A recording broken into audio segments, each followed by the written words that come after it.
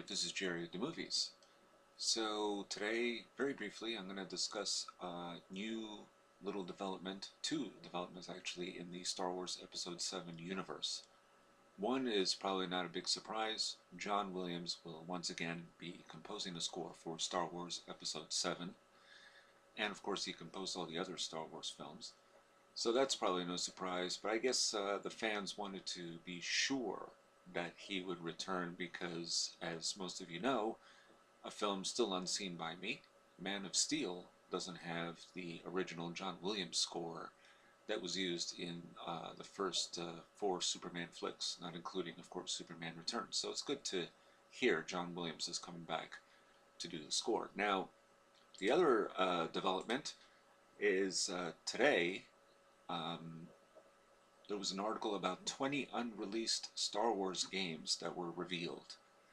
Now, the titles range from Star Wars Rebel Force to Star Wars Rebel Agent to Star Wars Darth Maul, Han Solo, Rogue Jedi, Scum and Villainy, Jedi Knight Part 3, etc., etc., etc. Now, these are names and logos of various Star Wars games never made. One of them looks like this.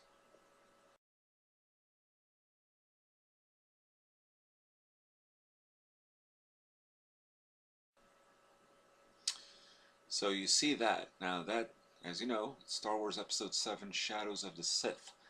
Now, these images were produced back in 2008, so that's a little while ago, and they only surfaced now because of this particular title that was not released as a game. And it's interesting that it's called Episode 7. So is this maybe whatever story centered around this game, was this the one that might become the movie that we'll eventually see in 2015? I don't know. We'll see. But for the time being, it's something to whet your appetite until we get some real news. But the real news, of course, this week was John Williams. The other one, it's not news per se, but it's sort of a rumor. Been shot down by, the rumor that is, by Lucasfilm. And that is that J.J. Abrams was going to drop out of Star Wars Episode 7. Apparently he will not. Don't know who started that rumor. Don't know why.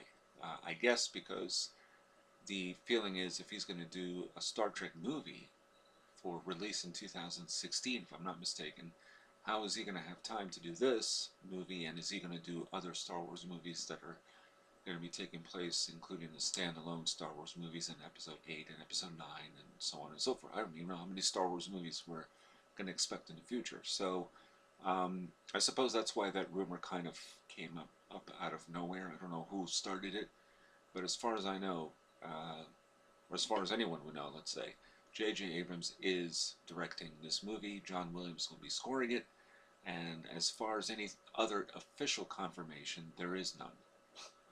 The other rumor is that Ryan Gosling will be in the film, and also, his name escapes me right now, Zac Efron, but these are just rumors, no real confirmation. So, there you have it. So will Star Wars Episode 7 be called Shadows of the Sith? Who knows? But we know John Williams is scoring it. We know J.J. Abrams is directing it. Until we hear news from the Disney Expo, D23, we're not going to know much else until then. Everything else is speculation. So, there you have it. By the way, recently there was some sort of a contest to see what the title of Star Wars Episode 7 would be. So I submitted mine, and it was Star Wars Episode 7, Mark of the Jedi.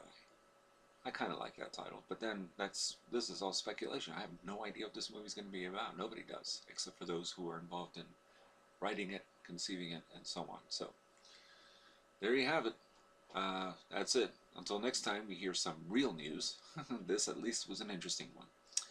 And this is Jerry the Movies with your host, Jerry Saravia, signing off.